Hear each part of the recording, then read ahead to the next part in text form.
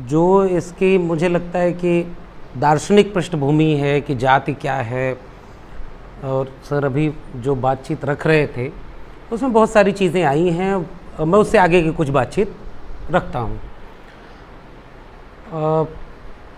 जाति मतलब इस पे तो बहस हो सकती है कि अंग्रेज़ों के आने के पहले क्या था, इसका पूरा स्ट्रक्चर क्या था, समाज कैसे बंटा हुआ था, और मतलब हड़प्पन सिविलाइजेशन के बाद वहाँ बुद्ध की क्या भूमिका थी, उसके बाद भक्ति मूवमेंट में कास्ट किस तरह से हमारे सामने आता है। मैं लिटरेचर का विद्यार्थी हूँ इसलिए उसका एक रेफरेंस ले रहा हूँ। कबीर के यहाँ कैसे आता है, रैदास के यहाँ आता है, और फिर एक लंबी परंपरा दक्षिण भारत में बसवन्ना, नारायण गुरु तमाम लोगों की रही है, और वो अंग्रेज़ों के आने के पहले तक एक लंबी बहस जाति और वर्ण पर, दोनों पर हो चुकी है। निश्चित रूप से दोनों दो चीज़ें हैं। फिलहाल जो हम लोग बातचीत कर रहे हैं कि ठीक बात है कि अंग्रेज़ों ने जातियों को क्यों गिना या क्यों ऑफिशियली गिनना शुरू किया। जनगणना अपने आप में एक आधुनिक प्रक्रिया है, इसके पहले ऐसे गिनती बहुत नहीं होती थी।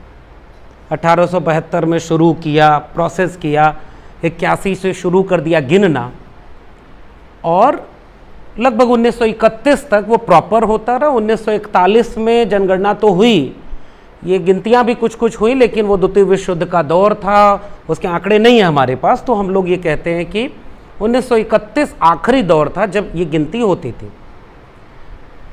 तो अब वो गिनती किसकी होती थी, मतलब दो चीज़ें मैं एक जोड़ रहा हूँ। जो 2011 की जनगणना, जो जिसका जिक्र अभी पूर्व के वक्ता कर रहे थे कि सामाजिक आर्थिक सर्वे करके गिना गया, और उसके आंकड़े जब रिलीज़ नहीं किए गए तो उसके पीछे जो वजह बताई गई, उनमें एक बड़ी वजह यही थी कि लाखों जातियां हैं, हम कैसे बताएं कि वो जातियां कौन सी हैं।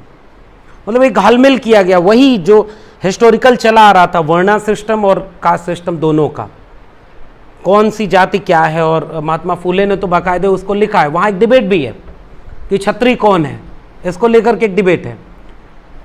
लेकिन शूद्र, अतिशूद्र या तमाम वो जातियां जो पेशे से जुड़ी हुई थी, उससे आप एक आइडेंटिफिकेशन करते हैं कि हाँ ये वो जातियां हैं। तो उस पूरी बहस को यहां लाके जोड़ा कि लाखों जातियां हैं, जबकि वो एक झूठ है, ऐसा कुछ नहीं है। वो आप एक जाति के भीतर तो कई उपजातियां होती हैं, आप सबको अलग अलग जाति मान लेंगे तो इसका मतलब कि आप दरअसल इसको बरगलाना चाहते हैं।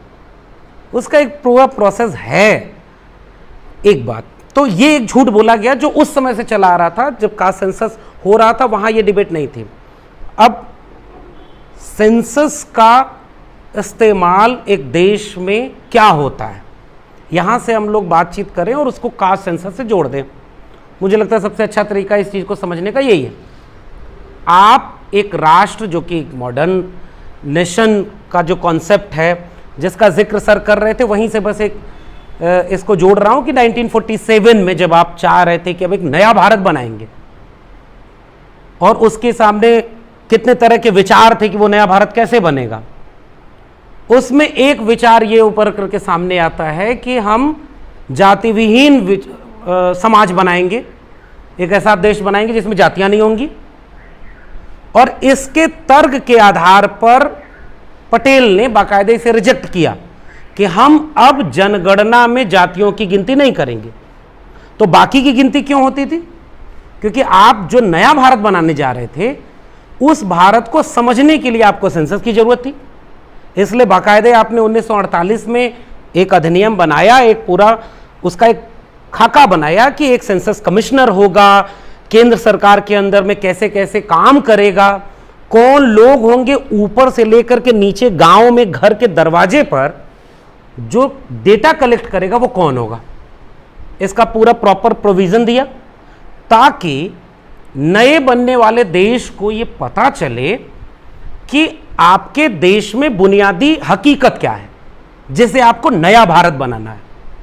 तो इसलिए आप सेंसस तो कर रहे थे, लेकिन कास्ट सेंसस को इस तर्क की वजह से आपने वहीं से छोड़ दिया कि आप जातियां नहीं गिनेंगे तो जो जाति विहीन भारत हम बनाना चाह रहे हैं वो हम बना लेंगे। मूल तर्क यही था। गृह मंत्री हुआ करते थे उस समय, और ये पूरी डिबेट हुई और उसके बाद का सेंसस नहीं हुआ। अब दूसरी बात इसमें जोड़ी जाए कि सेंसस का इस्तेमाल कैसे करते हैं आप जनगणना करके आप केवल जन की गणना नहीं कर रहे होते हैं, केवल आदमी नहीं गिनते हैं आप, आदमी या औरत दोनों मिला लीजिए या ट्रांसजेंडर जो भी है, थर्ड जेंडर है, लोगों की गिनती नहीं है ये। जनगणना का मतलब होता है उन जितने कॉलम हैं, और सर ने ये बात बोली है कि उसमें तो वो भी कॉलम होता है जिसका इस्तेमाल कोई और कर रहा है और कर रहा था, आज भी कर रहा है बूथ लेवल पर। वो इशारा बड़ा दिलचस्प रहा आपका। तो वो जो गिनती होती है वो केवल एक व्यक्ति, एक इंडिविजुअल की नहीं है, उसके जितने भी आइडेंटिटीज हैं उन सबको आप गिन रहे हैं। आप धर्म गिन रहे हैं, आप उसकी भाषा गिन रहे हैं, आप उसके क्षेत्र को गिन रहे हैं कि वो किस इलाके का है, यानी एक इलाके में किस किस पहचान के कितने लोग हैं। यानी जब हम आइडेंटिटी पॉलिटिक्स या आइडेंटिटी का डिस्कोर्स कहते हैं तो वो केवल कास्ट का डिस्कोर्स या जेंडर का डिस्कोर्स नहीं है, वो सब आइडेंटिटीज हैं जिनको आप ऑलरेडी गिन रहे होते हैं। तो आपने जो तर्क दिया कि हम जाति विहीन समाज बनाना चाह रहे थे इसलिए जाति नहीं गिन रहे, तो क्या आप धर्म विहीन समाज नहीं बनाना चाह रहे थे? आप धर्म गिन रहे हैं। भाषा के नाम पर वो दौर भी वही था 1951 से 56 तक आई है, जब भाषा के नाम पर कितना इस देश में संघर्ष चल रहा था, राज्य बन रहे थे, सब कुछ हो रहा था, उसी वक्त वो भाषाएं गिन रहे थे। फिर बिना भाषा का जो आपसी संघर्ष था उसे आपने क्यों नहीं छोड़ दिया? तो ये तर्क ही कितना उथला तर्क है। किसी को नहीं गिनेंगे तो क्या उसके नाम पर होने वाला भेदभाव खत्म हो जाएगा? ये एक बहुत हास्यास्पद सा तर्क है। दिलचस्प ये कि 7 दशक बाद भी हम उस तर्क को कैरी ऑन कर रहे हैं, वो भी खासकर एक आइडेंटिटी पर, केवल एक आइडेंटिटी पर, बाकी पर नहीं कर रहे। बाकी तो वो उनके लिए फेवर में होता है तो वो उसको एंजॉय कर रहे होते हैं। अब इसके आगे बढ़ते हैं कि आपने पॉलिसी कैसे बनाई। आपको नया भारत जो बनाना था, एक संविधान लागू होने के बाद आपने ये भरोसा दिया था आम जनता को कि हम जो नया भारत बनाएंगे उसमें डिस्क्रिमिनेशन हम कम करेंगे। आर्थिक गैर बराबरी है तो उसे दूर करने के लिए हम तमाम पॉलिसीज बनाएंगे जिससे जिसके पास धन संपत्ति जमीनें नहीं हैं उन तक वो चीज पहुंचाएं। आजादी का जो पूरा जंगे आजादी का ख्वाब था, उस ख्वाब में ये भरा गया था लोगों के मन में कि जब ये साम्राज्यवादी ताकतें चली जाएंगी, जनता के लिए जनता पर शासन होगा, तो ये जो डिस्क्रिमिनेशन हुआ था इसको हम खत्म कर देंगे। तो इस पे डिबेट हो सकती है कि आपने उसको कितना खत्म किया और कौन कौन उससे पैदा हुआ, क्या क्या आर्थिक आधार पर हुआ।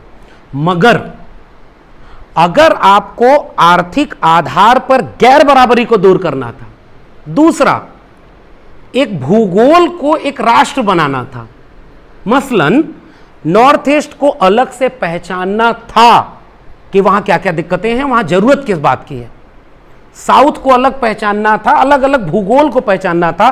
पहाड़ को आप अलग ढंग से ट्रीट करते हैं, रेगिस्तान को अलग और मैदानी इलाकों को अलग, ये करते हैं आप अपनी पॉलिसी में, ताकि वो जो एक ज्योग्राफी है उसे हम एक राष्ट्र बना सकें। तो राष्ट्र क्या उस भूगोल के बीच रहने वाले लोग मात्र थे? सबसे बेसिक डिस्क्रिमिनेशन का टूल क्या था, आपने उसे क्यों छोड़ दिया? मसलन 2 एग्जाम्पल लेता हूं, शिक्षा और रोजगार का।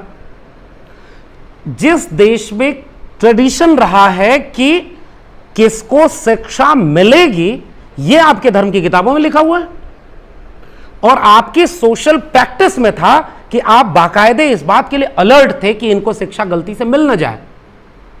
अंगूठा काटना और मार देना ये सब अगर ठीक है, मिथक हैं, तो उन मिथकों को तो आपके रिलीजियस टेक्स्ट में है, यानी बाकायदे कंट्रोल है ये कि कैसे हम पूरा राज करेंगे, इसके लिए कंट्रोल था।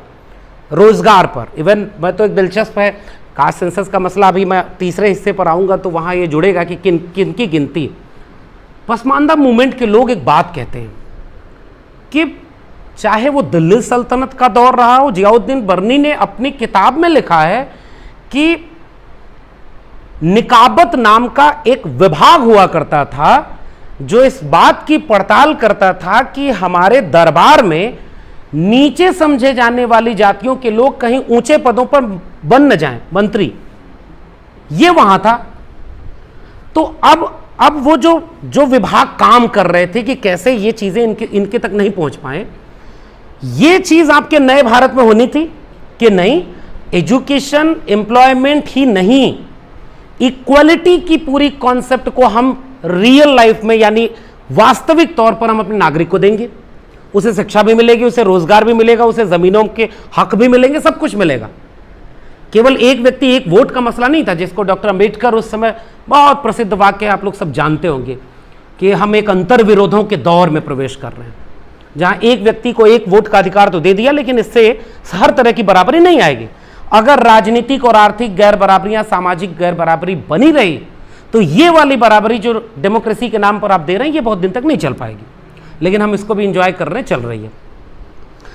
अब इसका बात ये समझनी है कि जब आप 1951 के बाद से जो पॉलिसी मेकिंग आपने किया, क्या उस पॉलिसी में कहीं भी कास्ट नहीं था? क्या जातियों को लेकर के आपने कोई नीति नहीं बनाई? हकीकत यह है कि आपकी तमाम नीतियां जाति के आधार पर बनी हैं और उनमें से जो एक वेग सा डेटा था उसका आप अच्छे से इस्तेमाल कर रहे थे। ठीक है, एजुकेशनल इंस्टीट्यूशन कैसे आप बिल्डअप किए, अब तो जो बन गया उसको भी कैसे गिराया जा रहा है। हम लोग विश्वविद्यालय में बैठे हैं, इस पर तो सब झेले हुए लोग हैं, लड़ रहे हैं उसके लिए कि भाई जो आइडिया ऑफ नेशन है जो आजकल खतरे में है, जिसको बचाने के लिए बहुत दावे हो रहे हैं, कई लोग वाकई लड़ रहे हैं, गोलियां खा रहे हैं, और कई लोग उसको लड़ता हुआ दिखना चाह रहे हैं। लेकिन उस पूरे आइडिया ऑफ नेशन को जो आपका बेसिक ये है कि वो जो इक्वलिटी थी वो कहां है, और उसके लिए आप उसका इस्तेमाल कर रहे हैं कि एजुकेशनल इंस्टीट्यूशन कैसे होने चाहिए थे, तमाम चीजें कैसी होनी चाहिए थी, ताकि किसी की जेब में कितना पैसा इससे न तय हो कि उसको एजुकेशन कौन सी मिलेगी, कौन किस जाति का इससे तय ना हो कि उसकी जमीनें कितनी होंगी, उसको व्यवसाय में लोन कितना मिलेगा, उसको रोजगार कौन सा मिलेगा, कौन सा नहीं मिलेगा। ये एक बहुत बड़ी डिबेट थी। आपने बिना डेटा के ये काम होने दिया। ये सबसे बड़ा एक उस आइडिया ऑफ नेशन या आइडिया ऑफ इंडिया जिसे कह लीजिए, उसको लेकर के ये देखिए पीछे का खेल ये था, जिसको उजागर करता है मंडल कमीशन। 1980 पहला काका कालेलकर कमीशन बनता है 1951 के आसपास, और उस कमीशन की अनुशंसाओं को भी अगर आप पढ़ेंगे तो वो भी एक सवाल उठाता है कि आपने बना तो दिया आर्टिकल 340 के आधार पर कि चलो scheduled caste and scheduled tribe को उनकी पॉपुलेशन पता थी क्योंकि सेंसस 31 का था, उसके बेस पर जितना उनकी पॉपुलेशन थी उनका उतना रिजर्वेशन दे दिया। एक तो दिलचस्प ये है कि कास्ट की हर बहस को रिजर्वेशन पर जाकर खत्म कर दिया जाता है। मामला रिजर्वेशन का नहीं है। वो लोग जो 15% थे, 7.5% थे, वो देश बनाने, चलाने और आगे बढ़ाने में कहीं नहीं थे। आपने सब बहस को रिजर्वेशन तक सीमित कर दिया। फिर भी चलो एक चीज मिली, रिजर्वेशन से बहुत कुछ मिला है, लेकिन जब ओबीसी के लिए एक कमीशन बनाना था तो काका कालेलकर कमीशन अपनी तमाम सीमाओं के बावजूद एक रिकमेंडेशन करता है जिसके लिए नेहरू से लोग मिलते हैं। उसमें एक शख्स का नाम था शिवदयाल सिंह चौरसिया, वो कानपुर के रहने वाले थे। और एक वाकया बता दूं, बहुत वक्त की पाबंदी तो नहीं है, बस 2-3 किस्सों के साथ बताना चाहूंगा। शिवदयाल सिंह चौरसिया ने 1928 में एक संगठन बनाया था, आदि हिंदू सभा। अभी हिंदू वाली बात जो सर कह रहे थे उसी को इससे इंटरलिंक करना चाहता हूं कि कौन है वो हिंदू जिसका राष्ट्र बनाना है। तो आदि हिंदू सभा करके जब चौरसिया जी ने और तमाम लोगों ने एक संगठन बनाया और उसमें कहा कि सारे हिंदू हैं, जो जो जो यहाँ के लोग हैं उनमें जो आदि हिंदू है, हिंदुओं में जो आदि हिंदू है, हम उनको एकजुट करेंगे। तो नॉर्थ इंडिया के ब्राह्मण लोगों ने उसका विरोध किया। उन्होंने कहा हम तो हिंदू हैं ही नहीं, हम तो आर्य हैं। आज आप आर्य कह दीजिए तो आप जेल में जाएंगे। जबकि उनके लोगों ने उस समय भी कहा कि हम तो भाई भूरे बाल वाले हैं, हम तो वहां से आए, हम आर्य हैं। ये थ्योरी किसने दी? ये किसी दलित पिछड़े आदिवासी ने तो नहीं दी। उसके बाद शिवदयाल सिंह चौरसिया और तमाम लोग जो पिछड़े और दलित तबके के थे, उनमें ज्यादातर लोग पिछड़े तबके के थे, उन लोगों ने कहा जब तुम्हारी नजर में हम हिंदू ही नहीं है तो हम हिंदू अपना नाम क्यों रखेंगे। वो डिबेट पुरानी है कि हिंदू आइडेंटिटी क्या है। हम लोग तो हिंदी पढ़ाने वाले हैं, हम लोग हिंदू को हिंदी से जोड़ना तो नहीं चाहते, आजकल लोग जोड़ रहे हैं, लेकिन वहां हम कह रहे हैं भाषा ही आपकी हिंदी नहीं है, आपकी भाषा ही मिक्स है, आपके शब्द मिक्स हैं। कैसी हिंदी, वो अवधि ब्रज थी, वो देशज भाषाएं हैं, बोलियां हैं, आप उसको एक पहचान के अंदर पे कैसे बनाते हैं ताकि उसको हम सबके सामने ले जाएं। तो जो पहचान आपकी थी वहां तो आपने उसको माना नहीं, क्योंकि वो लोग जनेऊ संस्कार उनका नहीं होता था, इसलिए उनको आप पिछड़ा कह रहे हैं। तो पिछड़े की आबादी गिनने के लिए आपको काका कालेलकर कमीशन बना, और काका कालेलकर कमीशन में जब ये पूरा इनका प्रतिनिधि मंडल नेहरू से मिलता है उस जमाने में, तो वो एक बात कहता है अपने रिकमेंडेशन में कि 1961 की जनगणना में आप जातियों की गिनती कीजिए ताकि पता चले कि जिनको आप सवर्ण तबके में या SC ST में नहीं मान रहे उनकी आबादी कितनी है। ये सवाल जाति जनगणना का नया नहीं है, इसी में जुड़ता है मंडल कमीशन। 77 में बनता है कमीशन।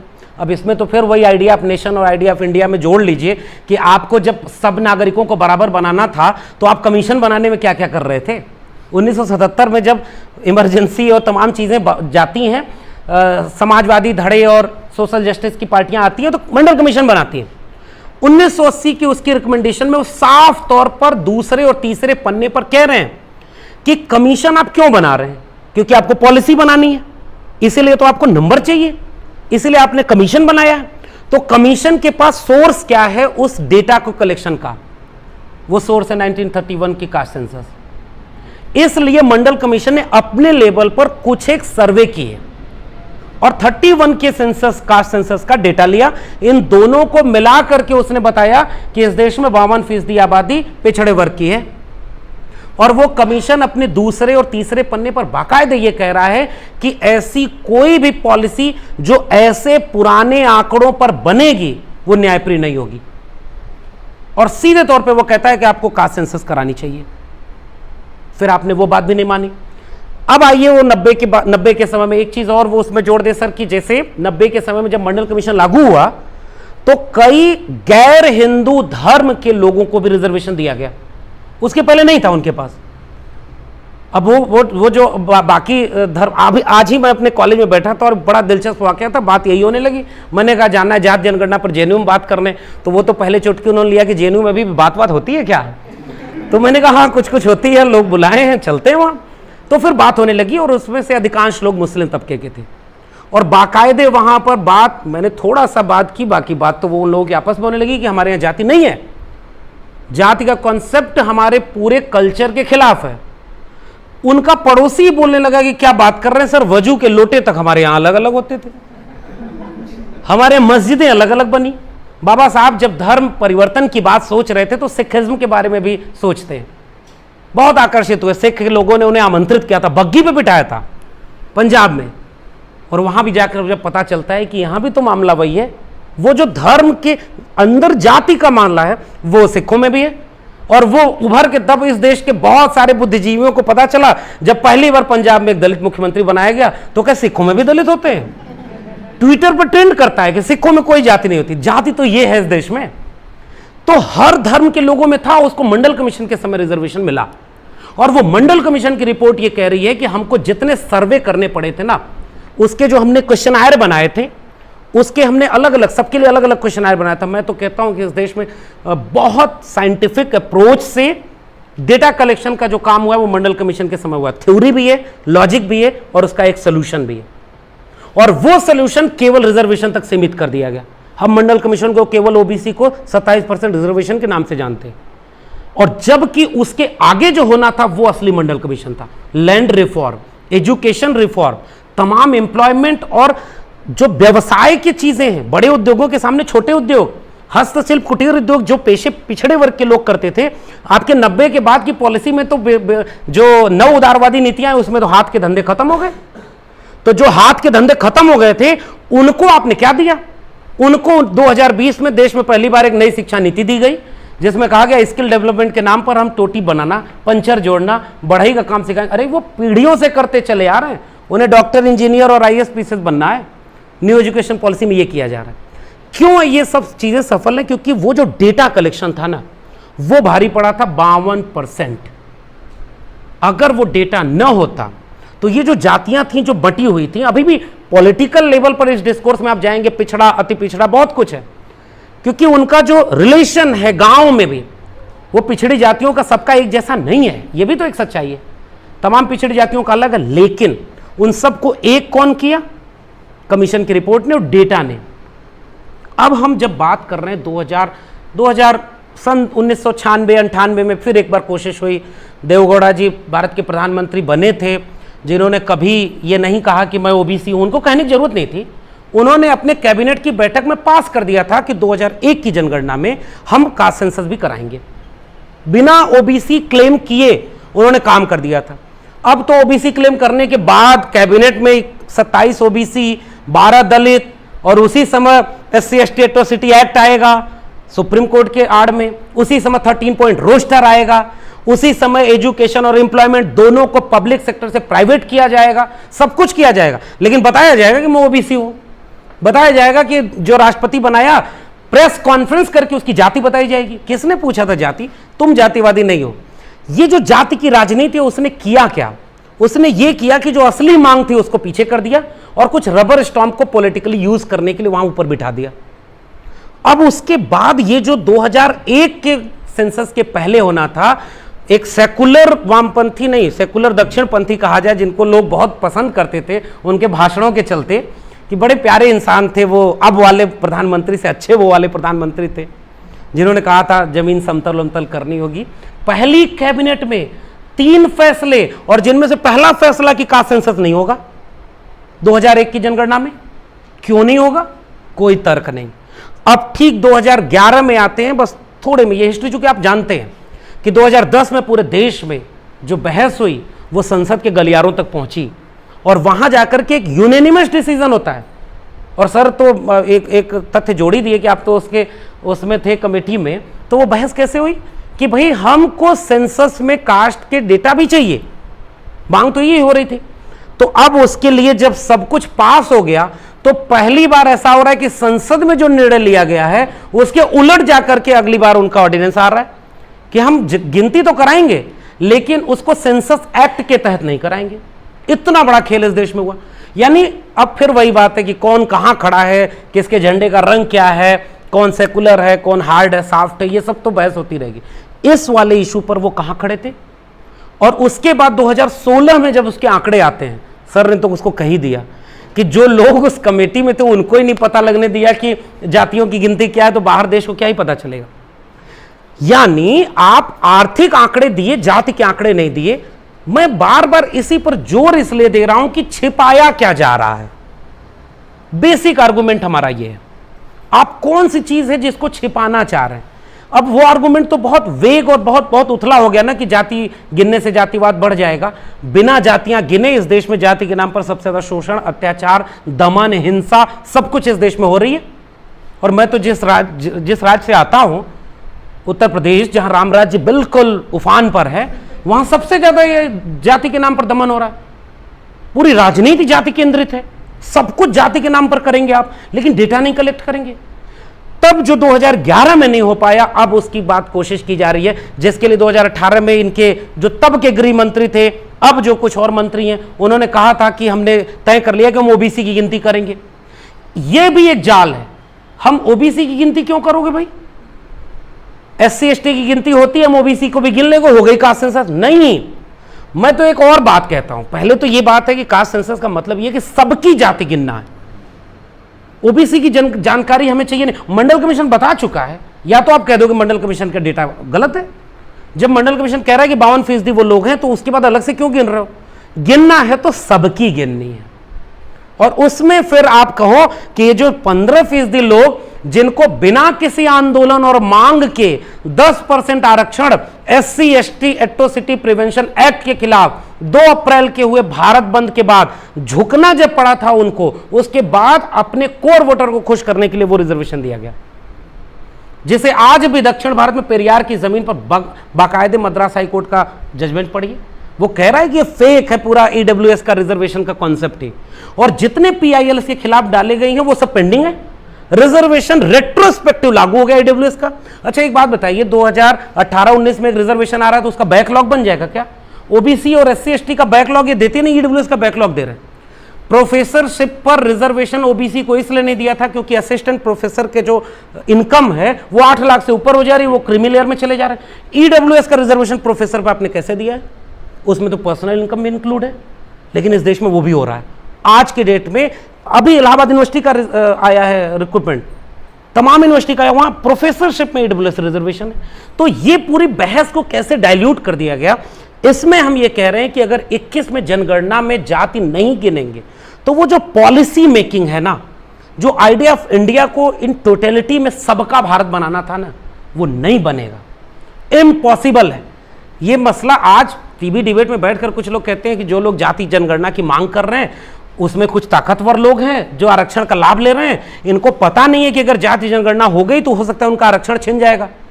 तो एक बात बताइए कि जिसको आरक्षण का लाभ मिल रहा है वो कह रहा है कि जाति जनगणना कराओ भले आरक्षण छिन जाएगा, तो जिनको आरक्षण का लाभ नहीं मिल रहा है वो विरोध क्यों कर रहे हैं? इस देश में जाति जनगणना के खिलाफ जितने आर्टिकल लिखे गए हैं उन सब की जातियां एक ही क्यों हैं? ये तो हमारा सवाल है। भाई आप क्यों डर रहे हो जबकि आपका कुछ छिनेगा नहीं? यानी जो लिख रहे हैं आपने कि हमारा कुछ नहीं छिनेगा, आपकी राजनीति खत्म हो जाएगी, आपका आरक्षण छिन जाएगा, इसका मतलब कि छिनेगा आपका, जो सर ने अपने बातचीत में इशारा कर दिया था। 1% लोगों के पास 73% अगर इस देश का संसाधन कब्जा है तो हम ये जानना चाहते हैं वो 1% लोग किस जाति के हैं, किस धर्म के हैं, किस जगह रहने वाले हैं। उनको कहीं फिर से ये पूरा भारत बेच करके 256% मुनाफा कोविड के समय में अगर एक व्यापारी का बढ़ रहा है तो फिर ये कैसा आइडिया ऑफ इंडिया है? हमारा सवाल वहां जुड़ता है, कास्ट सेंसस का सवाल उससे जुड़ता है। आप पूरे देश को बेच करके, उसके रिसोर्स को बेच करके, उसकी लैंड की ऑनरशिप, इसका डिबेट है caste census. Caste census reservation का मसला नहीं है। इस देश में कितने लोगों के पास कितनी जमीन है इसका सवाल है, कितने लोगों को लोन मिलता है बैंक से इसका सवाल है। इसलिए हम कह रहे हैं कि 2021 की जनगणना में अगर जातियों की गिनती नहीं हुई तो हो सकता है आगे फिर जनगणना ही नहीं हो, फिर तो वो कह देंगे कि सबका डीएनए एक है तो गिनने की क्या जरूरत है? भाई वो तो इस पॉलिसी पर काम कर रहे हैं। इसलिए हम ये कह रहे हैं। और आखिरी बात, मैं ज्यादा समय ले रहा हूं, बस ये आखिरी बात कि जो आइडेंटिटी आप बनाते हैं ना, आप पॉलिटिकल यूज के लिए एक रिलीजियस आइडेंटिटी बनाते हैं, बार बार उसको डीएनए तक ले जाके कहते हैं। हमें तो एक व्यक्ति सर दिल्ली विश्वविद्यालय के प्रोफेसर ऐसे मिले जिन्होंने कहा कि भारत ही नहीं, इस धरती पर जितने भी मनुष्य हैं उन सब का डीएनए अगर आप चेक करेंगे तो वो मिलेगा एक ही, वो सब वही डीएनए। जब वही डीएनए था तो संस्कृत देववाणी थी और दलितों, पिछड़ों, आदिवासियों को संस्कृत बोलने का हक नहीं था। कालिदास से लेकर के तमाम लोगों का लिटरेचर पढ़ लीजिए, हिस्टोरिकल फैक्ट है, उस पर नहीं जा रहा हूं मैं केवल ये बता रहा हूं कि आप आइडेंटिटी पॉलिटिक्स करते समय एक आइडेंटिटी को इतना ग्लोरीफाई करते हैं कि उसके भीतर के कंट्राडिक्शन को आप डाइल्यूट करना चाहते हैं, जबकि सेम टाइम पे आप उस भीतर के कंट्राडिक्शन को हवा देकर के आप एक को दूसरे से लड़वा रहे हैं। रिजर्वेशन का सारा हक ओबीसी में फला जाति ने ले लिया, दलितों में सब फला ने ले लिया। तो डेटा बता दीजिए, हम भी तो यही कह रहे हैं, डेटा बता दीजिए। ये है कास्ट सेंसस का मसला। अगर एजुकेशन, एम्प्लॉयमेंट दो ही जगह पर रिजर्वेशन है तो डेटा तो उसके बाहर भी आपको मिलेगा कि फेलोशिप किसने कितनी पाई है। ये फेलोशिप तक जाएगा, रिसर्च वर्क तक जाएगा, उसके बाद बैंक के लोन तक जाएगा। जो आप भाई, मैं भी तो ये पूछूंगा ना कि जनधन योजना में किसको किसको आपने पैसा दिया। अब तो आपसे पूछा जा रहा है कि मुसलमानों के नाम पर जितना घर बनना था उसका 18% भी घर का पैसा खर्च नहीं होता है। तो हो सकता है फेलोशिप जो एससी एसटी ओबीसी को मिल रही हो उसकी फेलोशिप को आपने काट दिया और बंद कर दिया, आप उस सारी फेलोशिप को बंद करते जा रहे हैं। तो कास्ट सेंसस बेसिकली आपकी एक आइडेंटिटी को भीतर से जो आप एक रंग में रंगना चाह रहे हैं उसको उजागर करेगा। तो दो वजह हैं जिसकी वजह से कास्ट सेंसस नहीं होने देना चाहते। पहली वजह यह है कि वो 3% लोगों ने 95% जगहों पर जो कब्जा कर लिया है ना, वो आंकड़ा इस देश के सामने आ जाएगा कि वो लोग कौन लोग हैं जो आज भी यूपीएससी से लेकर के कैबिनेट सेक्रेटरी तक, सुप्रीम कोर्ट के जज से लेकर के विश्वविद्यालयों के प्रोफेसर तक 90 to 95% एक ही तबके के लोग क्यों हैं इस देश में। आज भी लैंड ओनरशिप बिजनेस का मॉडल, टॉप 100 व्यवसायी उठाकर देख लीजिए, या पब्लिक सेक्टर को तो यूं ही बर्बाद कर रहे हैं वो। तो ये सवाल है, इसलिए वो उसको नहीं उजागर होने देना चाहते, और दूसरा उनका पूरा पॉलिटिकल नरेशन जो गुब्बारा बना है ना, वो एक आइडेंटिटी पर बना है। जबकि अगर ये आखिरी बात है कि अगर सब हिंदू हैं तो राष्ट्रीय स्वयंसेवक संघ ने एक एक जाति पर हजार हजार पन्ने की किताबों का शोध क्यों करवाया? कुर्मी, उसने उसका नाम दिया है कुर्मी हिंदू, कुशवाहा हिंदू, अहिर हिंदू। जब सब हिंदू थे तो ये जातियों के अलग अलग से अपने डेटा कलेक्शन क्यों किए? तो ये बात जो सर ने कही उसी को मैं जोड़ दे रहा हूं कि जातियों की संख्या उन्हें पता है जो जाति के नाम पर राजनीति करके उन्हें हिंदू आइडेंटिटी के भीतर कैद कर दे रहे हैं। Caste census annihilation of caste की तरफ जाएगा। बिना जातियों के गिने आप किसी भी तरह का जाति खत्म करने का कोई भी कॉन्सेप्ट है वो बेसलेस है। अगर आपको वाकई जाति खत्म करना है तो हर एक जाति का डेटा, हर एक जाति का पब्लिक डोमेन में रखिए, अपने आप बहस फिर उसके आगे। और आखिरी बात कि कास्ट सेंसस अल्टीमेट गोल नहीं है। कास्ट सेंसस तो एक प्राइमरी प्लेटफॉर्म है जहां से लड़ाई शुरू होगी। वो लड़ाई शुरू होगी जो नारा यहां पर लिखा हुआ है 100 में 90 शोषित हैं, शोषितों ने ललकारा है, धन धरती और राजपाट में 90 भाग हमारा है, 10 का शासन 90 पर नहीं चलेगा। मतलब ये जो एक आइडिया ऑफ इंडिया का वो हिस्सा जो गोडसे गोलवलकर हेडगवार के विचारों के नीचे दबा दिया गया, धन धरती और राजपाट, राजपाट का मतलब वो फ्यूडल टर्म में नहीं है, इस देश को चलाने में हिस्सेदारी, रिसोर्स में हिस्सेदारी और लैंड की ऑनरशिप, ये है, वो केवल रिजर्वेशन का सवाल नहीं है। यानी कि इस देश में वंचितों शोषितों का सवाल है कास्ट सेंसस। इसलिए हम चाहते हैं कि अगर आपको वाकई पॉलिसी मेकिंग करनी है, अगर आपको वाकई 1947 या 1950 की आधी रात को देखे गए ख्वाब को, जिसमें एक नया भारत बनना था, उसे वाकई ज़मीन पर उतारना है, तो ये आपकी ज़रूरत है कि आप कास्ट सेंसस कराएं। और उसके बाद वो डेटा जब आपके सामने होगा तब हम इक्वलिटी, समानता की वास्तविक लड़ाई को आगे बढ़ाएंगे। इसलिए पॉलिसी मेकिंग से लेकर के नेशन बिल्डिंग तक बेसिक लॉजिक कह लीजिए, डेटा कह लीजिए, जो कुछ भी कह लीजिए, कास्ट सेंसस सबसे जरूरी चीज है और इसकी मांग इस देश में सबको करनी चाहिए। क्योंकि अगर 21 में जाति जनगणना के साथ जाति जनगणना नहीं हुई तो 1925 के बाद वाले भारत में पता नहीं क्या क्या होगा। फिर तो भूल ही जाइए कि कोई सेंसस होगी या कोई कास्ट सेंसस होगी। आपने मुझे आमंत्रित किया, बहुत बहुत शुक्रिया।